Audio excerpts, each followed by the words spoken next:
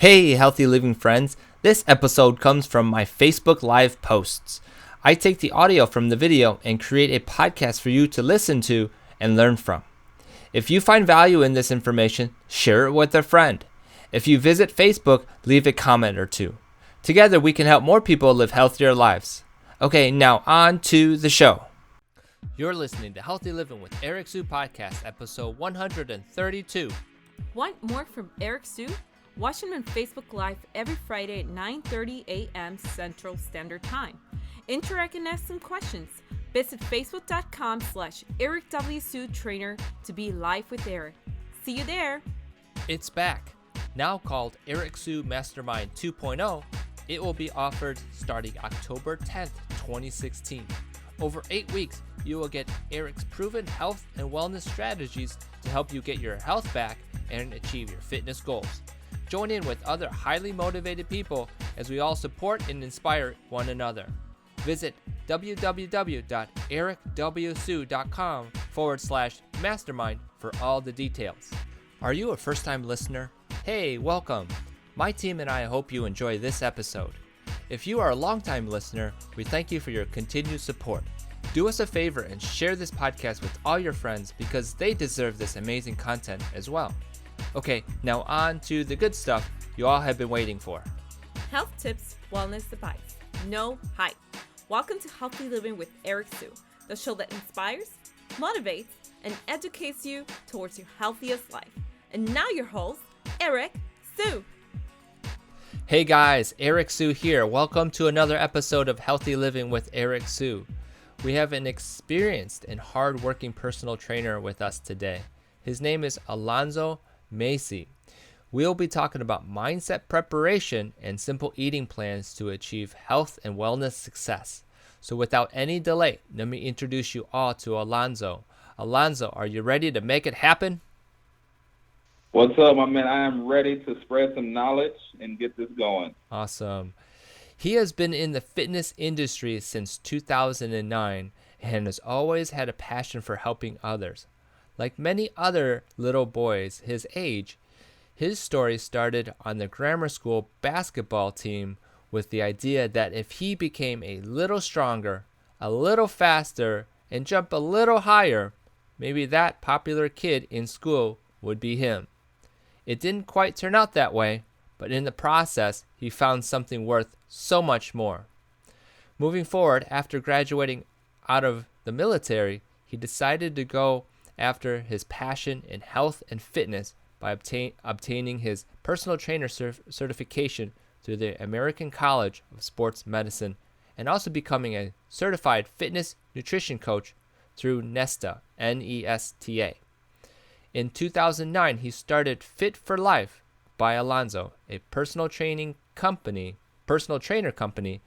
that's helped individuals lose weight and have fun doing it.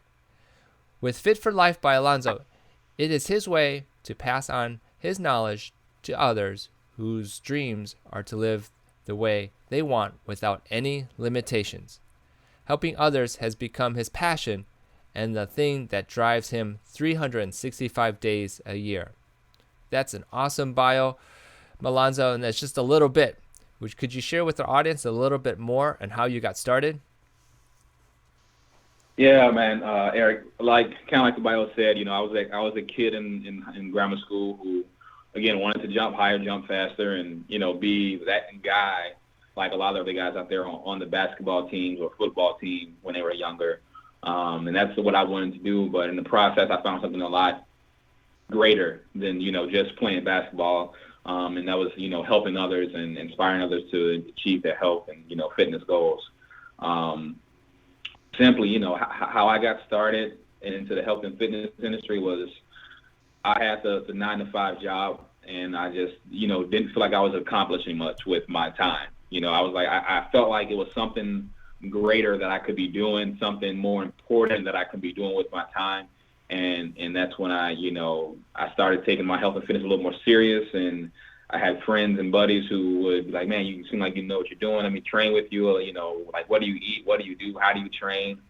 And then, honestly, I think I started doing my first in-home personal training in Chicago, and my first couple clients just came off of Craigslist. I don't know if you know what that is, but posted an ad up, and a couple clients reached out to me, and from there, it just took off from there. Very good. Excellent.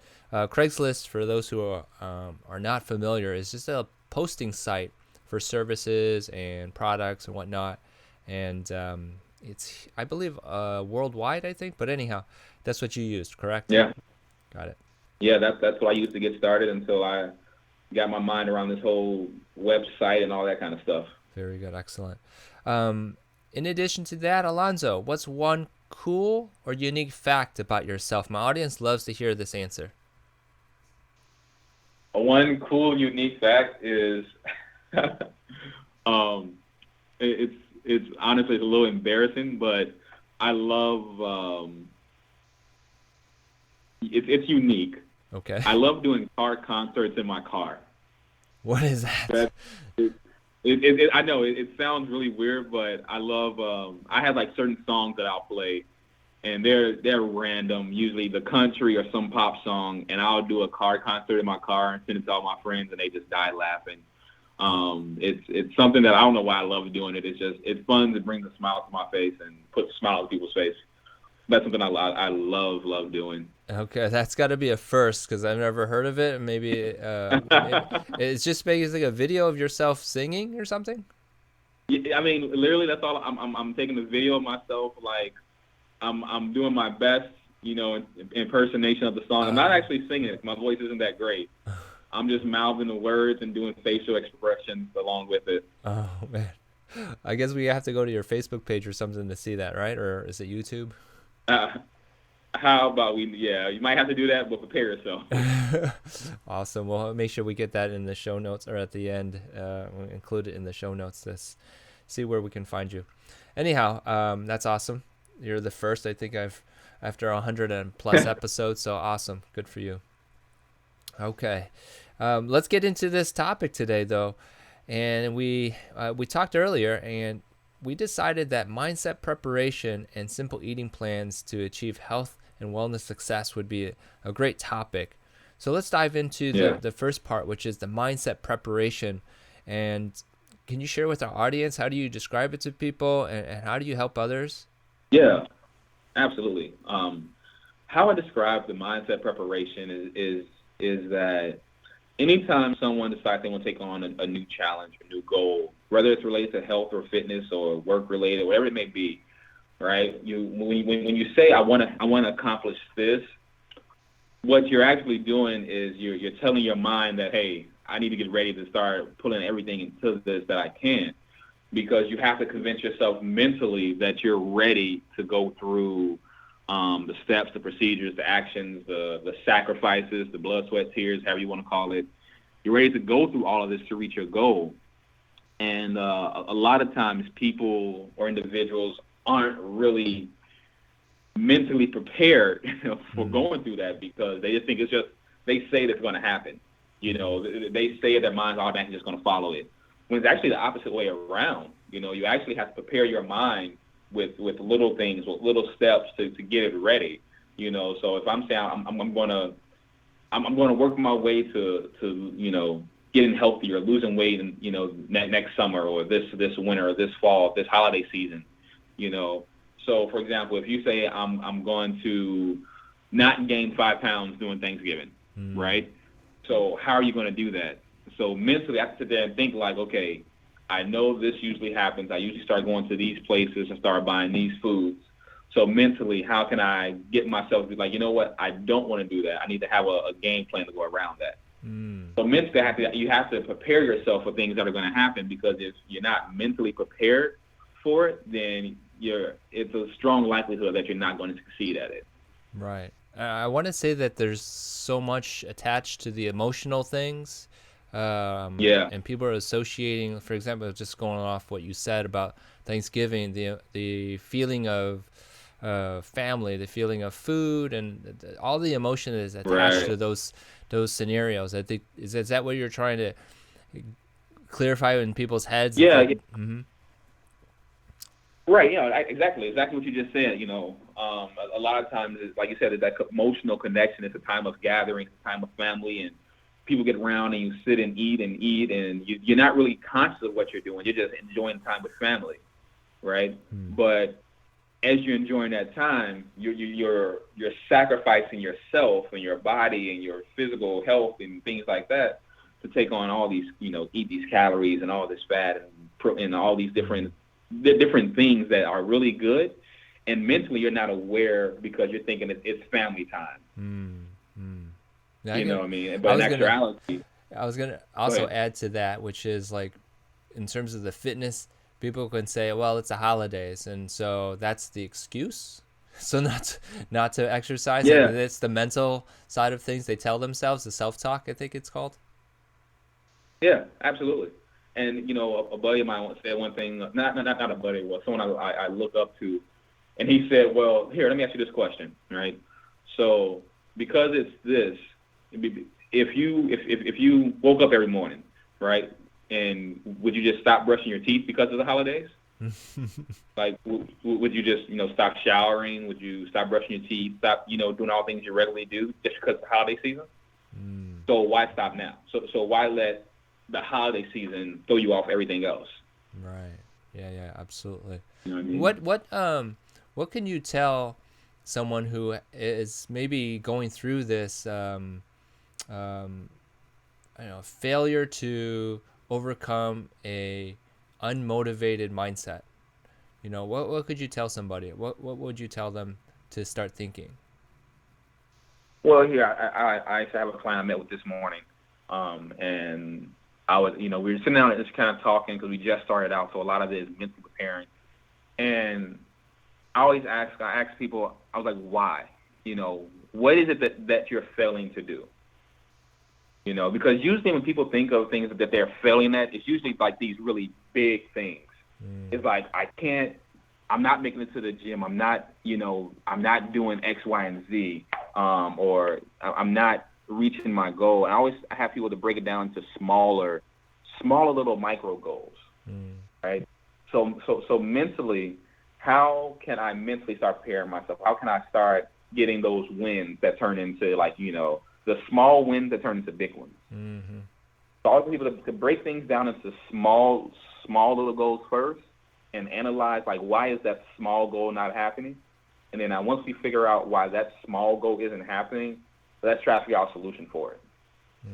Then just take it one by one at a time. Yeah. I want to say that it's really important to set a clear vision at the same time when doing this, right? And I think that goes a long way too. Visualization is very key, isn't it? Absolutely. Yeah. Absolutely. Like, having a clear vision of what you want to do is so key, because without it, you're just going to be, lost, just stumbling across and trying to figure out, playing musical chairs with things.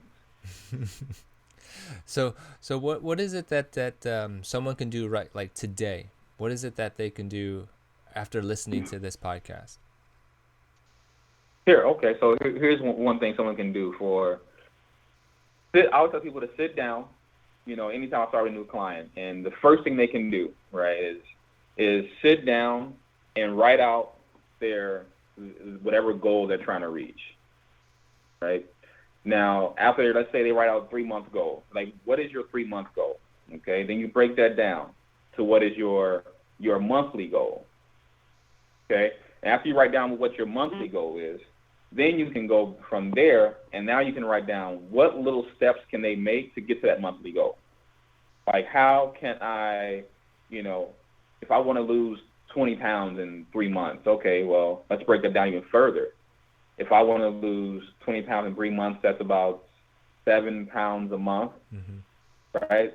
So, heck, if I break that down even further into a 1-month goal, then I want to lose, 1.5 pounds a week. So in order for them to lose 1.5 pounds a week, what are they currently doing now, right at this moment? What are they currently doing today that they can change for tomorrow? Right? They're preparing themselves. What am I doing that I can? Yeah, absolutely. Preparing yourself. So what am I doing what am I doing today that tomorrow, if I didn't do it, it put me closer to my goal? And so real quick too, isn't there like preparing for setbacks too? And through this whole planning, right? If A doesn't happen, then B is your backup type of thing, and then that's how we can help someone's who has a not so strong of a mindset, but to become better at it. I'm sorry, buddy. You were trying kind of breaking up there. I'm sorry about that. One more time. No, I was going to say that we need to have the plan B just in case the plan A doesn't go through, right? And so that they're preparing themselves. Oh yeah, Mm-hmm. absolutely, absolutely. One of the biggest things that I tell clients too is that you have to prepare yourself for those roadblocks. Like you have to actually, you have to prepare to fail as well. Just as you plan to succeed and reach your goals, you also have to plan for failure because it's probably going to happen at some point. At some point along this journey, you're going to have a failure. You're going to have something that it doesn't happen. And what are you going to do when that happens? Are you going to stay and soak in the moment and let it eat you up, or are you going to, rebound and get right back on it?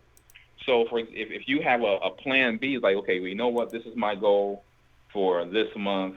But now if I don't hit that goal, then here's my secondary goal is to, limit myself or make sure I'm eating, as clean as I can for the month, So that way I can gauge, well, maybe if I didn't lose that 1.5 pounds or if I didn't lose that 7 pounds this month, well, plan B, then was I able to, stick to my workout program this week? Was I able to stick to my eating plan this month?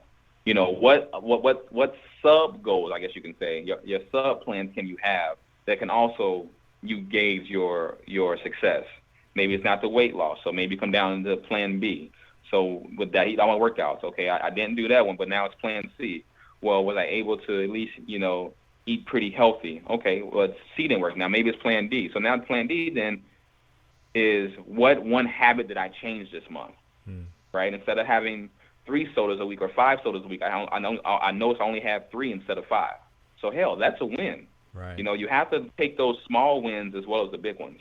Right. And it's so, and you probably have seen this, Alonzo, which is how someone who is going for a goal and they didn't reach it, how they react, and they could go into depression, they can go into some downward spiral. And so I think that having that plan B and looking at the upside to whatever outcome that has occurred is always, in my opinion, the best way to deal with any setback. Absolutely. And you can't, just because you don't reach that primary goal, you have to, like you say, you have to take the small wins, and then you also have to not beat yourself up about it. Yeah. Because you have to understand that you have to understand that you're going through something that you've never done before or you haven't done for a very long time. Yeah, absolutely. So some things can come up. Absolutely. We can go on and on. I know that you're very knowledgeable in this area. There is a second area that we wanted to focus in on, and that was simple eating plans. And how do you help your clients establish a simple eating plan? So here, well, for my clients, when it comes to simple eating plans, I break it down as simple as I can, which is at every meal, breakfast, lunch, dinner, you always want to make sure you have a balanced plate, right? The balanced plate is carbs, proteins, and fats. I use a lot of tools from Precision Nutrition, which is, the size of the palm, size of the fist, and the size of the thumb. Mm-hmm. The size of the palm is your carb source, size of your fist is your protein, size of your thumb is your fat. So I always say you want to make sure you have a balanced meal throughout the day at every single meal. And then two, I always ask them to keep in mind that, when you're eating your meals, to enjoy them. Take your time. Don't watch TV. Kind of put your mind in the moment. Take that 10 to 15 minutes and enjoy your food, because you notice that you actually enjoy the food better. You're not just scarfing it down. You're digesting it better as well. Mm-hmm. One of the things that you may have come across, and I've come across for sure, is what's healthy now, and so. Oh yeah. What kind of advice could you share with our audience? from your Oh, experience? here's my number one thing I will say. Get off of the organic this, organic that, right? Because everyone wants and hears the organic word and they go crazy. Oh, it must be great for you. It must be good for you. Well, let's break it down to just eating the proper food first before we get to organic this and organic that. Let's just focus on making the better choices first, right? So when you say, okay, now what's healthy and what's healthy out here nowadays? Well, here, I always tell my clients here, stay away from the, of course, the processed, things that you can pop in the microwave and eat, right? It's easy and convenient, but I would much rather people go in and say, hey, let me make my own chicken or my own ground turkey. I mean, me and you both will probably go through a whole list of different meats, but, right. When you say what's healthy out here, it's anything that I can see and I know what's in it. That's how I tell my clients. Like, what is healthy? If you know what's in your food, that's probably healthy. If you don't know what's in it, then you have no idea what you put into your system. Yeah. I want to say that there has to be a breakdown as to, I don't see people doing 100% unprocessed, and Right. I'm probably 80% unprocessed. Yeah. And so I don't know. Do you have a breakdown as to what kind of system people should follow? And actually, you actually just hit it on the head. I tell my clients 80-20. 80%, sticking to a clean, healthy plan, and 20% is just going to be just garbage, probably. I mean, I'm just being honest and realistic. At times, people go out these days. People go out with friends. People have birthdays. People go out to parties, have work events. People bring stuff into work and donuts like that, and I get it. But I always say, if 80% of your week, of your day is, the clean, healthy foods, and that 20% is kind of like that, I shouldn't have that donut, I shouldn't have this, then, I can live with that, because from there you can only progress. If I can get you to 80-20, then I can start bumping you up to the 85%, and then maybe the 90%, unprocessed foods, 10% processed. And then the great thing about that is, I'm sure you may know this as well, is that once you start eating pretty clean, right, your body starts rejecting that processed foods. Like, your body can't handle it anymore. It starts to go into a phase to where it's just like your stomach hurts, you got to go to the bathroom, it just doesn't feel good. Yeah. So now your body has rejected it, and now you know that, okay, I shouldn't eat that.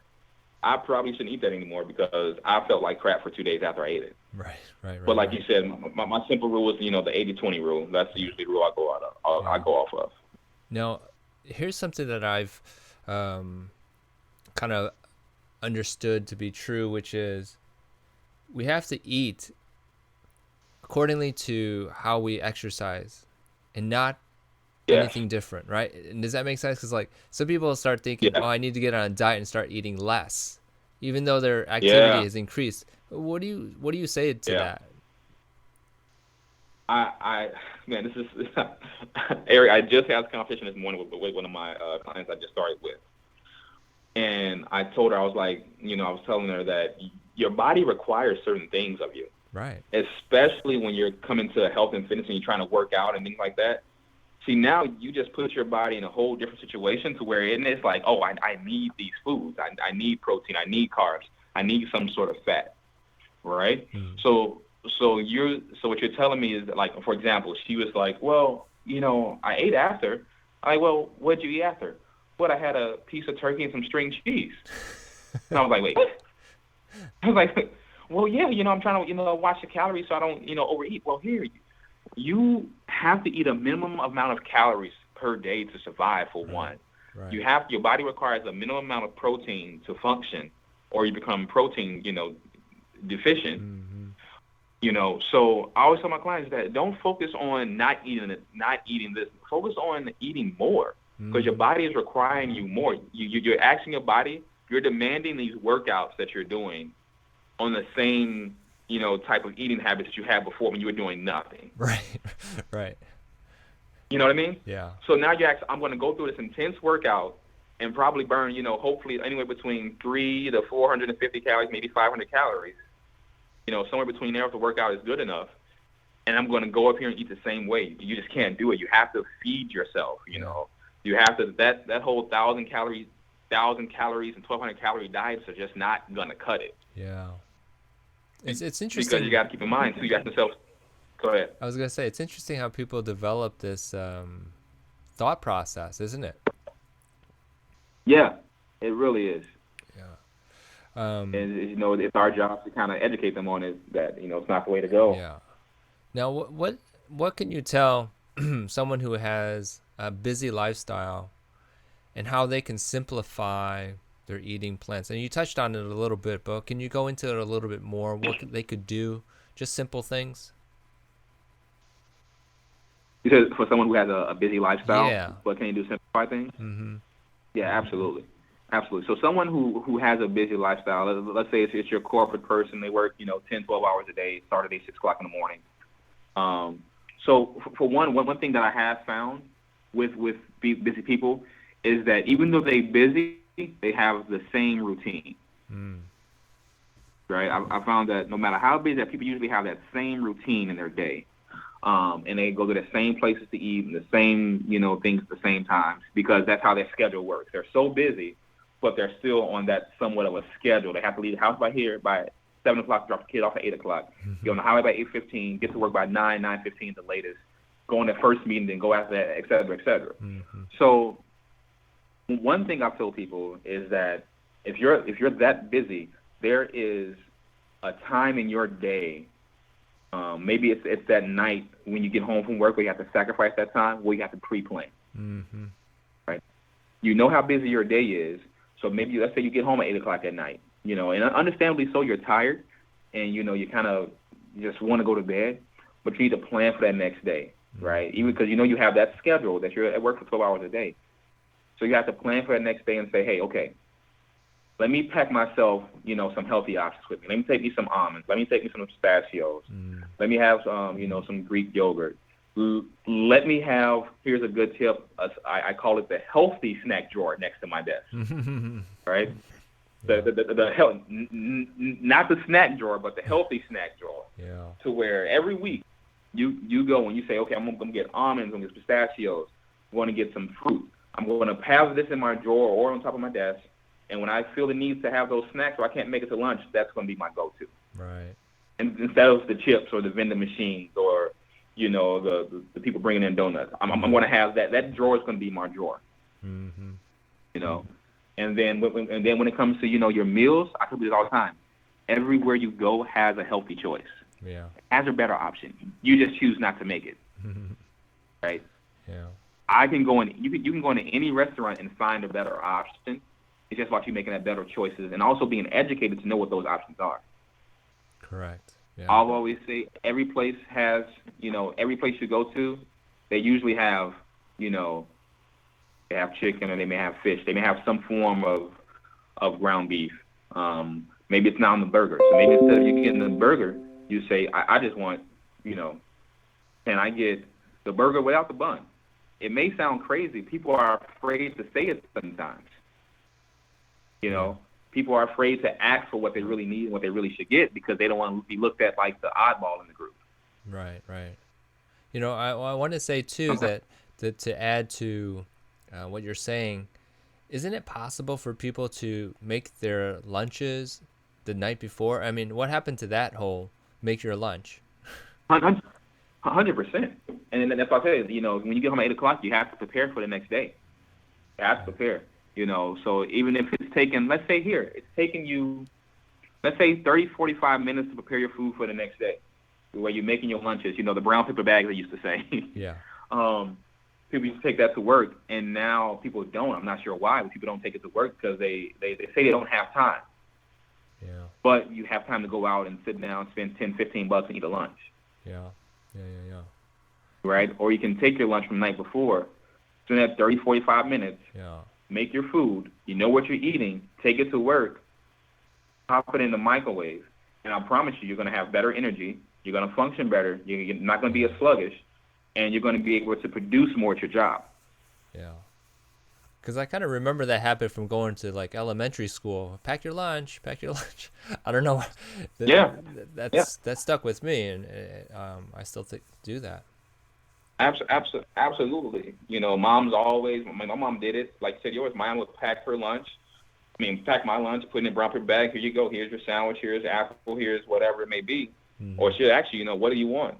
Or ask yourself the same thing. Yeah. When you get home from work, what do I want for lunch tomorrow? Yeah. What do I want to eat? Do I want chicken? Do I want fish? Do I want turkey? Do I want a burger? What do I want? Yeah. And if we really I guarantee you that, let's say, if we really think about it, how many lunch options are there? Soups, sandwiches, and fruit. They just mix and match, and that's pretty much what's out there in the real world too. Like if you go to Subway or McDonald's or any of those fast food places, right? They're pretty much sandwiches. Yeah. Yeah. And so that's pretty much just all they are. The thing is, nothing has changed. We have just gotten a little lazier when it comes to putting ourselves first as a priority. Yeah. We always think that we have to, we have to sacrifice our health in order to work this hard to get this kind of promotion. Yeah. Well, think of it this way. Let's say you work there hard to get that promotion, but your health isn't there to support you throughout the longevity of your career. Then what do you do? Absolutely. Believe it or not, Alonzo, we've been going on for 30 minutes, and I'm pretty sure we can keep going on and on and on. Perhaps we have to set up another podcast to just dive into this or even talk about something else. It's been very, very you've been very good. A lot of information and knowledge. Really appreciate it. Just the last few things. One thing is, how do people get a hold of you? Oh, absolutely. You're gonna go. Of course, I have Facebook, Fit for Life by Alonzo, my Facebook page. Also go to my website. It's mypersonaltrainergurney.com, as well as all the other social media websites, which is my Instagram is pretty well rounded. And that one is Mr._Fit4, the number 4 life 24/7. I try to stay pretty active on there, and kind of post healthy and funny things at times as well. And what other ones do I have? I think I have Twitter. I think your car concerts. Do I have Twitter? I think. Oh yeah, I do have Twitter. It's at Alonzo Fit for Life. So excellent. I try to keep them all out there. Very good, excellent. And now you have a podcast that you can share with others.